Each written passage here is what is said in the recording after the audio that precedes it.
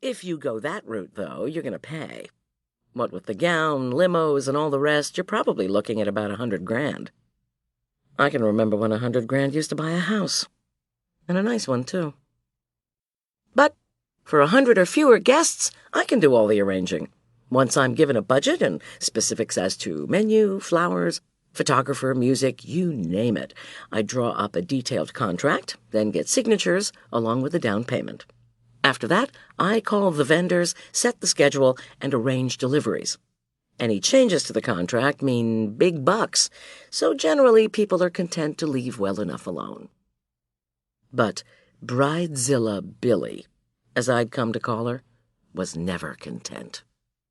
Billy's long-suffering mother, Charlotte, was footing the bill.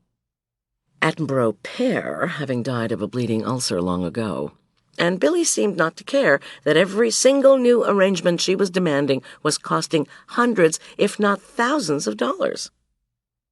"It won't be a problem," Billy would say breezily each time she called in April, then May, then June, to say we absolutely had to have lunch so she could talk about new things she wanted. "We can just put all this on my tab." And then I would arrive at the appointed time at whatever place she'd said she wanted to have lunch, and she would be late, usually more than an hour late. The reason? She'd say she'd gotten lost. Never mind that she'd lived in Aspen Meadow all her life, or her Mercedes wouldn't start, or she'd thought we were meeting an hour after when she'd originally said. One time, when she didn't show up at all, and I called her house, she said she thought we were meeting the following week. Billy was, in short, a flake. Like most of the weddings I cater, Billy's ceremony was taking place in the summer.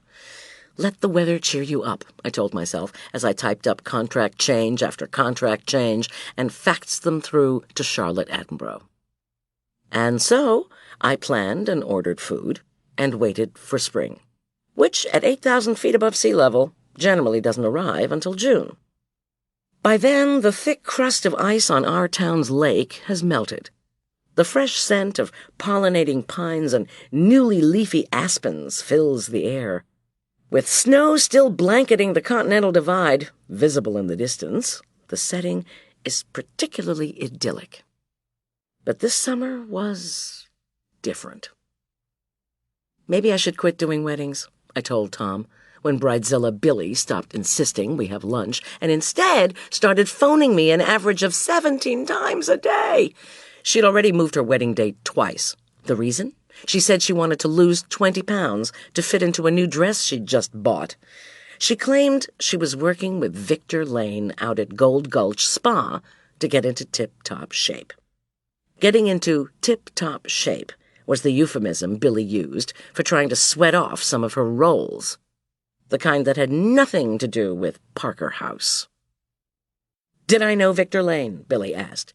"Yes," I began, but she tossed her highlighted blonde hair over her shoulder, helped herself to the key lime pie I'd left on the counter, and cut me off just as she placed an enormous piece of pie on a plate in front of herself. Once she'd forked up a mouthful, she was eager to provide me with an update on embroidery that was being added to the waist of the new dress.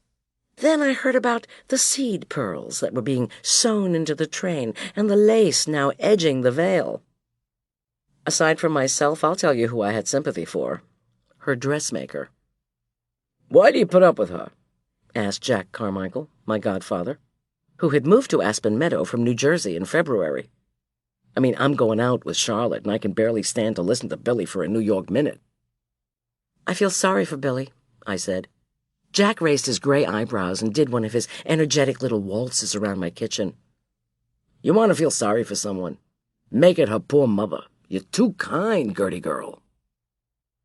Gertie girl was the nickname Jack had always used for me. It was short for Gertrude, my real name. Jack didn't like the name Goldy. He'd told me when I was very small. It had been one of the times he'd shown up, without warning, at our house, laden with gift bags full of books, puzzles, and games. He always loved to pose riddles to me, too. "What word appeared when so met Imes?" he asked when I was 5. After a moment, I shrieked, "Sometimes."